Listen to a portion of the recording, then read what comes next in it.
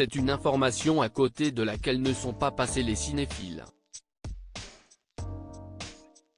Ce mardi 23 janvier sont dévoilés les prétendants aux Oscars, dont la 96e cérémonie se déroulera le 10 mars à Los Angeles.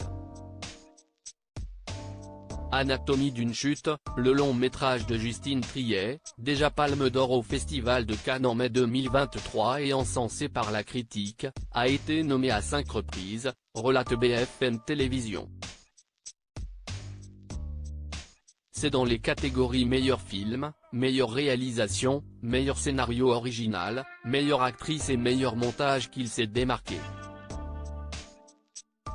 Lors des précédentes éditions des Oscars, des personnalités et des films français ont été distingués à 86 reprises, dans diverses catégories.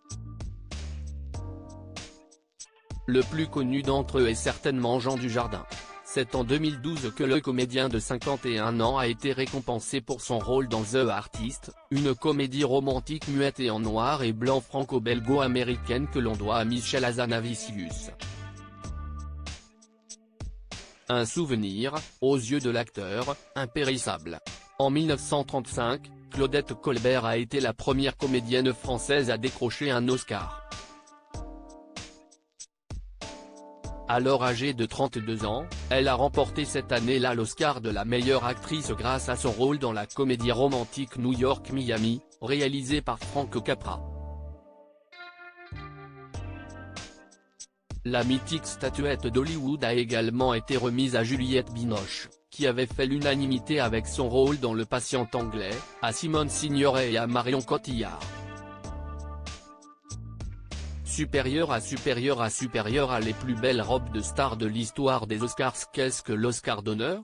Parmi les autres Français récompensés, on peut citer Luc Jacquet, qui a ému le monde entier avec son documentaire La Marche de l'Empereur, le compositeur Alexandre Desplat ou encore Claude Lelouch, parvenu à se distinguer avec sa romance Un homme et une femme qui mettait en scène Jean-Louis Trintignant et Anouk Aimée.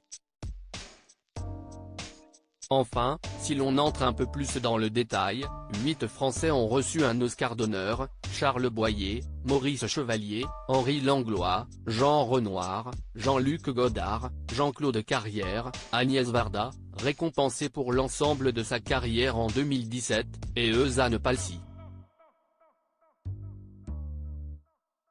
À savoir qu'il s'agit d'une récompense à part.